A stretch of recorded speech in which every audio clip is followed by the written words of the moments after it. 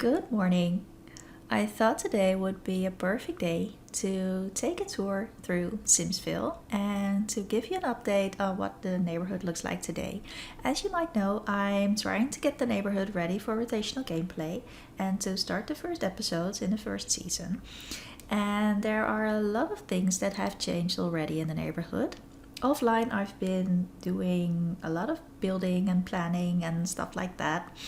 So the main things that I've changed are that I use the hood replacement tool. So we are sort of on a different map, I guess. It's the same map, but it's a little bit different. I added extra roads and I organized the neighborhood into districts.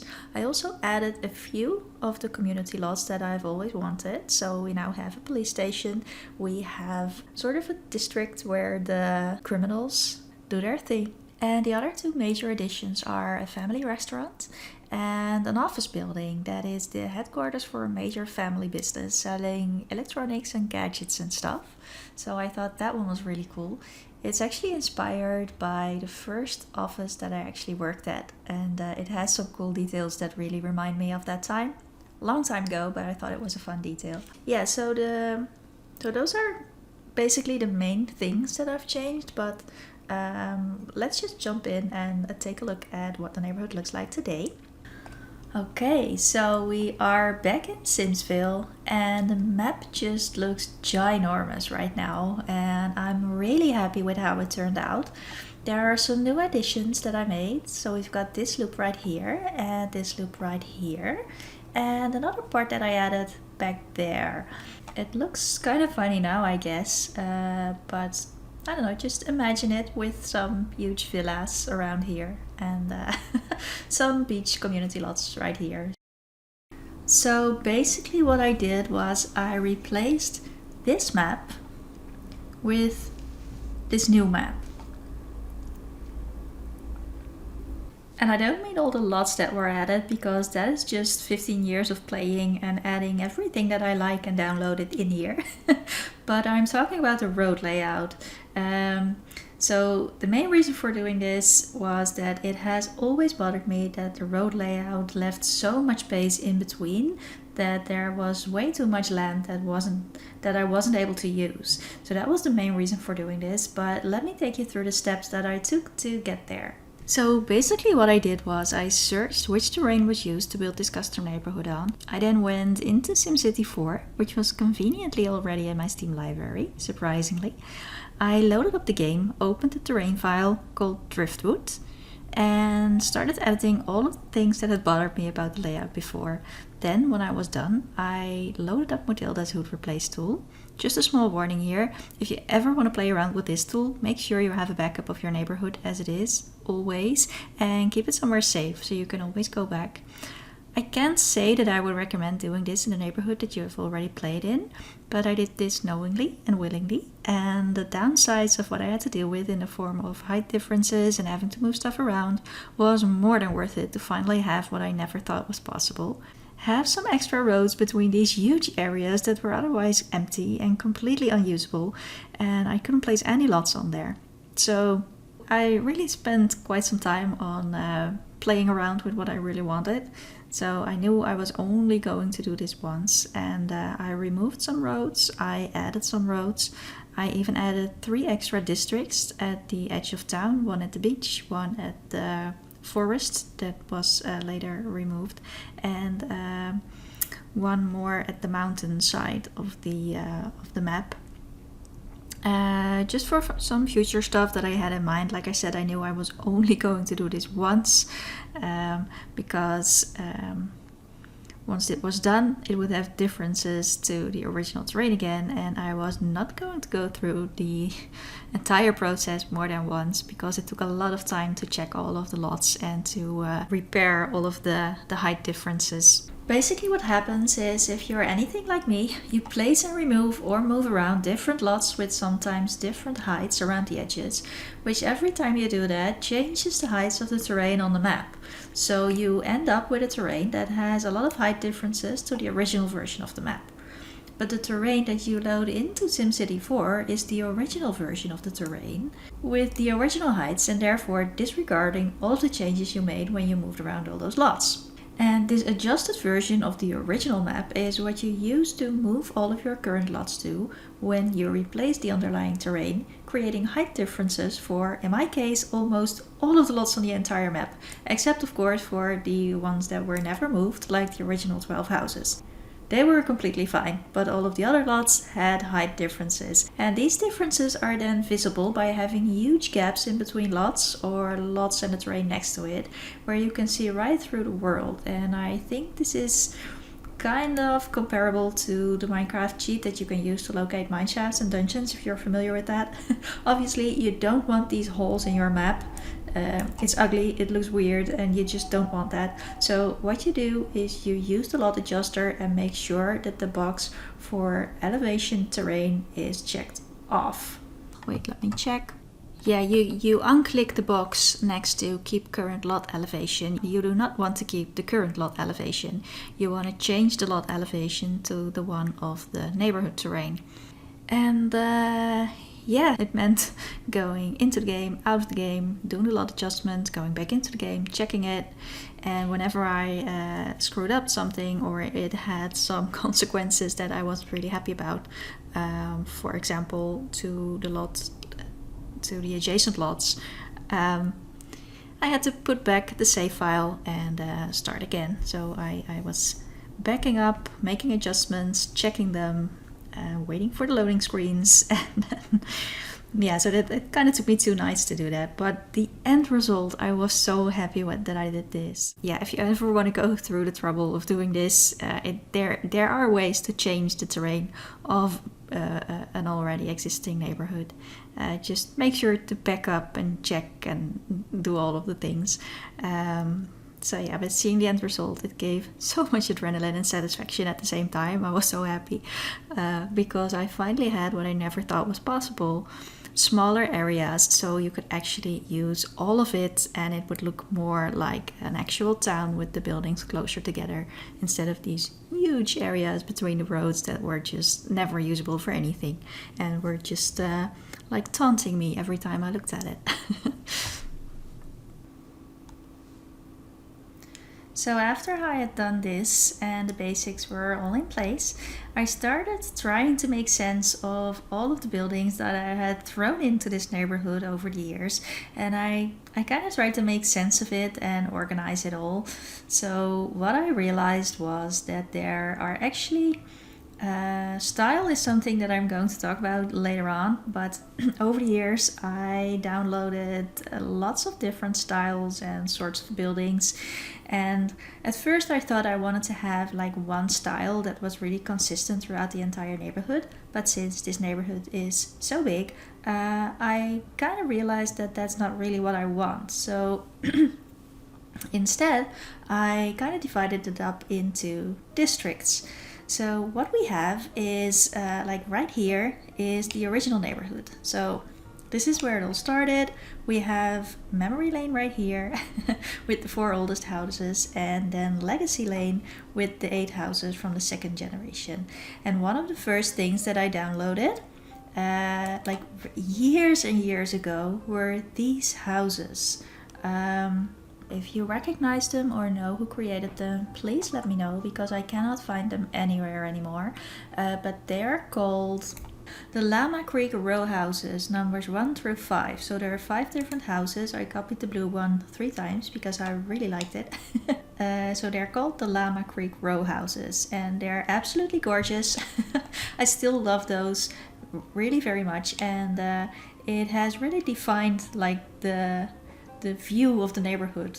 Since they're in the middle, all of the houses kind of look towards these houses, and they're mostly for decoration, but as you can see, there are actually Sims living in there, and they're actually quite fun to play.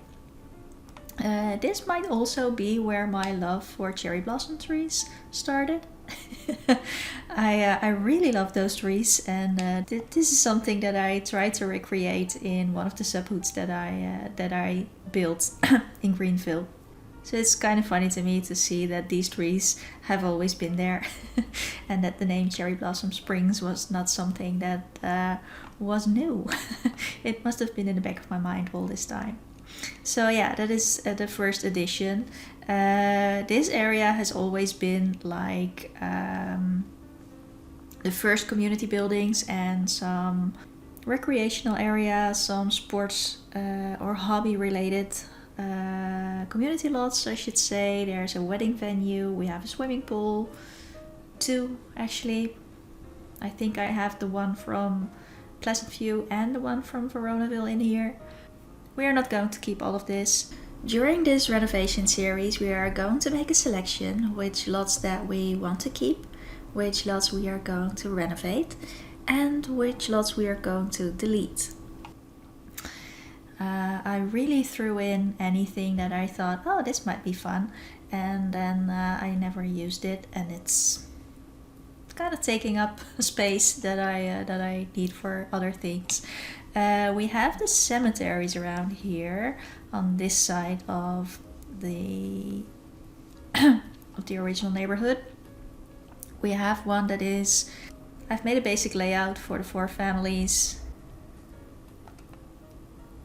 It's a bit morbid to plan where the Sims are going to be buried after they die, but what can I say? I'm a planner.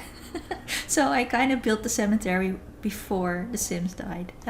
This cemetery is something different. It's the SimsVille Grand Cemetery, and I've used this one for all of the tombstones that I created when I created the history for the townies. We are going to make this pretty, but for now they are just like organized into families. Let's see. So behind the Lama Row Creek Row Lama, wait, once again, Lama Creek row houses. I can never remember that. Lama Creek row houses. Behind those we have the area where the bigger legacy houses for the 3rd generation are. So we have the mayor's house and a few other bigger families. And I like these houses very, very much. So I want to keep them as legacy houses, which means that at least one of the children is going to live there, and we're going to keep these houses in the family for the next few generations. And on this side we have like the main road going through it, and I want this to be like kind of the main shopping district. There are mostly apartments on this street right now, and we have a few shops. I actually started moving all of the shops to this area like probably a few years ago, really, but I've never really finished it and actually done something with it. So this is going to be the main street where all of the Sim owned community lots are going to be, so the shops. Yeah, right now we have some apartment lots right here. I'm going to keep some of them, but I want to renovate them. I hate this one. It looks good. It's a Max's apartment, but it looks okay. It's just I remember playing the penthouse and the camera getting stuck on the fence all the time. So I would have like a nice moment, try to film it, and then get stuck on the fence. So I have I have some bad memories about this apartment, and I want to change it. I really like these apartments, and I am definitely going to renovate them. We have an orphanage, second orphanage actually. This is going to be turned into like a study area for night classes, either art classes or something else. And we have the family restaurant and some... This is fun. So here you can see that my game wasn't originally in English. I renamed most of it, but there are still some Dutch words in there. So yeah, the main shopping district.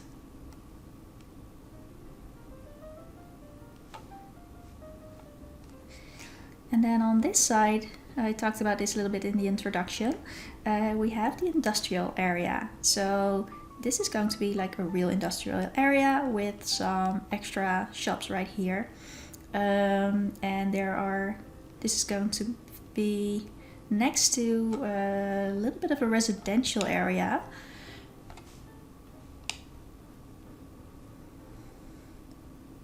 And I've used some downloaded lots for that too. I'm going to talk about that in a future video, so I'll try and add these to the description if you're interested. But we're going to talk about some of them in detail in one of the future episodes. This is something I downloaded. I thought it looked cool. Like, I don't even remember.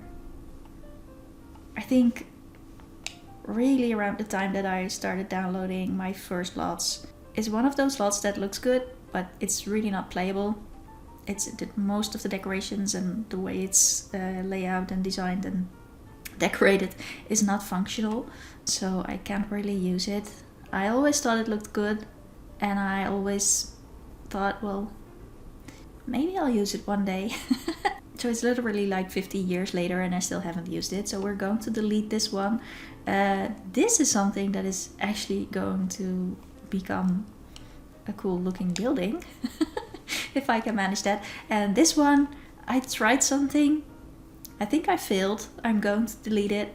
I liked the entrance area, but the rest of it I couldn't make it work, so we're going to delete that. So that will open up some space around here for future buildings.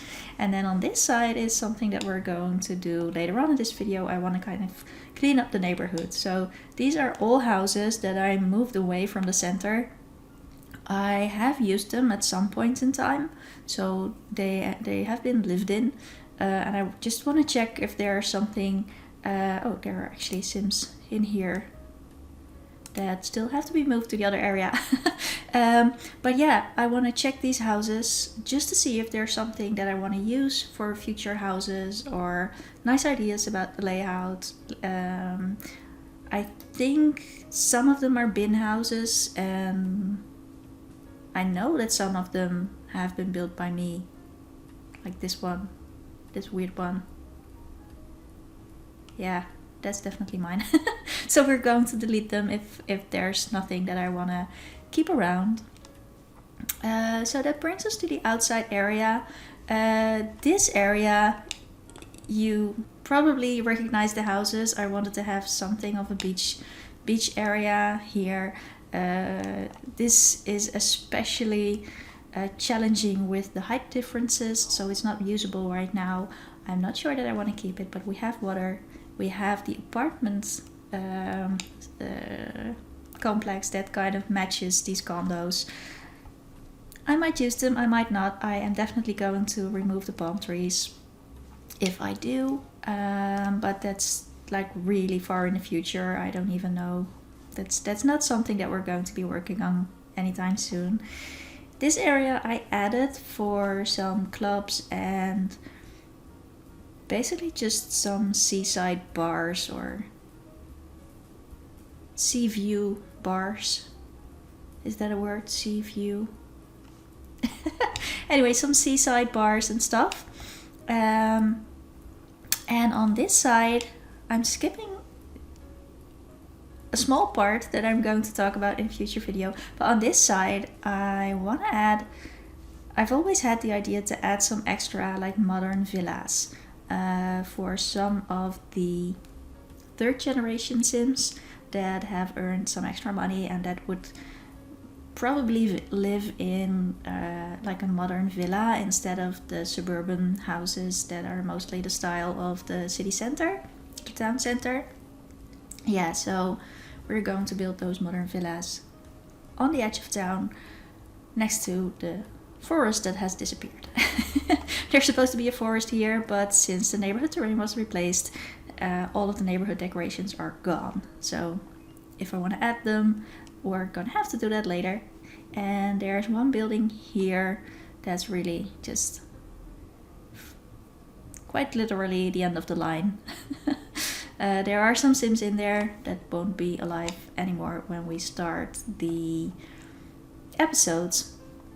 And on this side, this is actually my latest project. It's not finished. And I think it's going to be really cool. I'm really looking forward to playing this. It's a summer camp for teenagers right before they go to college. And yeah, it's an idea that I've had for years, and that is finally, we're finally getting ready to actually play that. So that's really, really cool.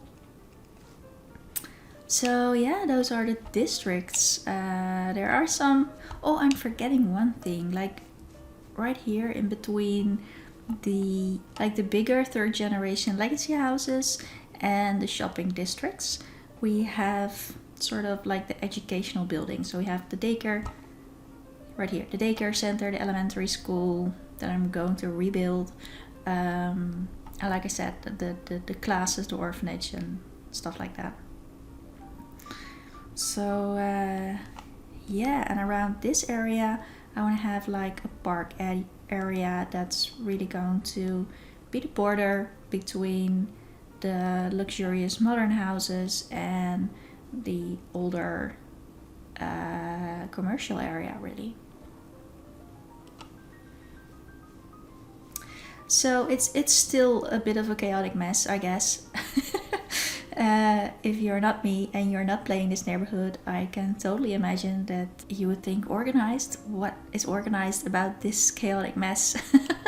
But there's a plan, and yeah, where there's a plan, there's a no. I don't even know how to finish that sentence. But yeah, there's a vision for the future, and that's what we're going to work towards.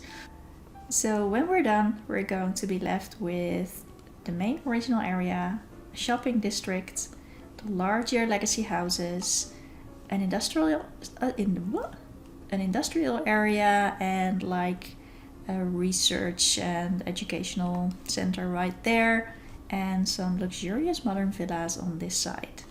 And of course, like the older part of town will have the cemeteries and a few parks and some old, really more like small town service buildings, grocery store, stuff like that. And these Lama Creek row houses will probably always stay right in the middle of this neighborhood because I really, really like them. And yeah. And we have a lighthouse. I don't know why. That's completely random. But I threw that in there. So the next thing I would like to mention are the 4 subhoods that are connected to this main hood and that also have a number of households living in them. First, there's downtown. This is also where the high school is located and the first orphanage. It's a little bit of a messy neighborhood, and I used it a lot to run businesses, restaurants, clubs, stuff like that. There are also a lot of trial and error apartment buildings that I built and that I have no desire to renovate, so we are going to leave those just as they are. Then we have one university hood. It's the Sim State University hood that came with the expansion pack, but I have made a lot of adjustments to it, so we are going to look into that one in a future episode about the college rules and the way that I send Sims to college. Then there are 2 shopping districts. One is Bluewater Village, which is exactly like the version that came with the expansion pack, just a little bit messier because I moved houses around again. And the second shopping district isn't really a shopping district, but I used that one to have another way of adding a completely separate residential area. So this neighborhood is actually exactly the way I want it to be. I am not going to change anything about it. I had the idea like years ago. I think I built this in 2013. Yeah, probably around 8-9 years ago. By that time I had not played the game for, I think, 1 or 2 years maybe, and I thought, well, what I need is more families in this neighborhood. So that was a mistake, but that's also when I built this neighborhood, so I don't regret it. But it's part of the reason why we have so many households in here. I sometimes forget how many Sims I already have, and then I think, well, it might be a good idea to create new families. Yeah, note to self, don't do that. So if you watch Cherry Blossom Springs, this is the neighborhood where Lorraine, Natasha and Christoph grew up. So none of these 4 subhoods will probably play a big part in the story episodes, and when it comes to renovations, we are going to focus solely on the main neighborhood. except for the high school and the orphanage downtown. There is a video in the making that is long due about how I set up those schools. It's a bit different from the very small setup that I used in Cherry Blossom Springs. I have been playing the school offline for a few months now, and it's so much fun to get the teenagers all together, but I'm kind of still working out the details of how I want their days and their schedules to look. So that video is not going to come out until I have a better view of how I want that to work gameplay wise. So these subhoods are not going to be part of this renovation series. Just wanted to quickly mention them to give you a more complete picture of the entire neighborhood. What we are going to use this renovation playlist for is every video related to the neighborhood renovations and also neighborhood updates, so I can bring you guys along on the journey of remodeling this neighborhood into something more modern and showing you progress along the way instead of only the end result. This way we will also keep those videos separate from the storyline videos in the other playlist. So just a little side note, I changed my setup. I now have more space around me. In the previous setup, and I don't know if this is the reason, but I'm half Italian and I talk with my hands. So in the previous setup I kept hitting the microphone and that was really annoying when editing and stuff. So in the new setup I can wave my hands around all I want without hitting anything. And yeah, I hope that it'll feel better when I'm making a video. I kind of felt held back in the previous setup and now I feel like I can talk more freely. There's also a little downside to that. I think you might be able to hear the cars outside better. So let me know if that's like really annoying, because I can always make new changes. At last but not least, we are going to clean up those houses that are not used anymore, so we can actually make some real progress today. I have already checked that there is nothing we need from those residential lots anymore, so we are ready to bulldoze them.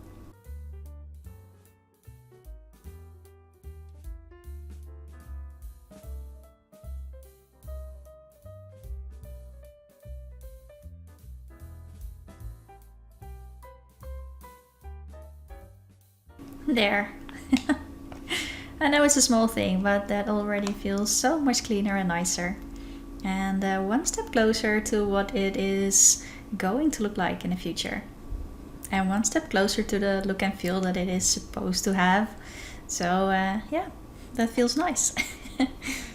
So for the last part of this video, I wanted to talk a little bit about choosing a style for the neighborhood. At the beginning of this video, I think I said that I struggled quite a bit to choose one style. Now I'm not going to build the entire neighborhood in just one style. There are going to be different buildings in there. But at the point where I returned to this neighborhood after building Cherry Blossom Springs and just starting to look at this neighborhood with new eyes again, I realized that there are so many different styles in there, and that is mostly because I always put function over form and I didn't really care what the buildings looked like. I didn't really care that nothing matched, but I'm starting to care more and more, and I do want the buildings to have, they should at least look like they are supposed to be in the same world. Like I don't want to have the extremely cartoony stuff with the extremely realistic stuff right next to each other. Probably not even in the same neighborhood anyway. So the trouble is I really kind of appreciate all styles that there are out there, and I have a little bit of everything. I actually had one of a really realistic looking Sims stand in a Maxis Match completely cartoony living room. It just looked so weird, so I don't want that. So that's not what we're going to do. And I always thought like the 4:2 stuff was really like plastic looking, but then I look at Kaylee's builds and I'm like, I gotta have this, everything, I need this. So yeah, it turns out I really like the 4:2 stuff too. So before I start downloading the entire internet, I had to give myself some restrictions. So we are not going to use, of course we are going to use the Honeywell stuff, just not the bespoke builds, because that is already the style that Cherry Blossom Springs is being built in. And so like the more 4:2 pastel colors, Honeywell Maxis Match stuff is going to be Cherry Blossom Springs style, and the more realistic, a little bit darker, older, traditional looking is going to go into SimsVille. Now I'm not going to go completely realistic because I really like the cartoony stuff too much. But I think it's possible to have like a combination of the both, and I don't know, I'm trying to get the look and feel that I'm going for. So here you can see a project that I've built a few months ago. It's an apartment complex, but it looks like it's houses. So it's actually been really fun to play that one. And also the police station. So it's much more realistic, but still combined with some bright colors, some Honeywell colors, and trying to match it to the older houses that are still going to be somewhat of a Maxis match style. And of course the modern villas are going to have more of a modern style. The industrial district will have an industrial style, which I in real life really appreciate. I have a lot of black metal and dark wood colors in my own home, so I don't know, I kind of really look forward to building in that style, but it's probably better if I just download some stuff. Yeah, so with that said, we have come to the end of this episode, and there is just one more thing that I really wanted to say. Since the 1st of January, there are around 30 new subscribers to this channel. Thanks to Annie's top 10. So first of all, thank you, Annie, for making your top 10, but also to each and every one of you who subscribed. So if you're one of those new subscriber, or even the subscriber that's been around for longer, thank you for being here. Thank you for checking out the channel and sticking around if you did. I plan on making lots more content in 2023, and I hope that there's something there that you will enjoy watching, or that is going to give you new ideas for your own gameplay. So I just wanted to say thank you. I appreciate you being here, and welcome. As always, thank you so much for watching. Like, subscribe, click the bell if you want to see more neighborhood updates, community log progress, and game rule videos. I hope you have a good week, and I'll see you in the next video. Bye!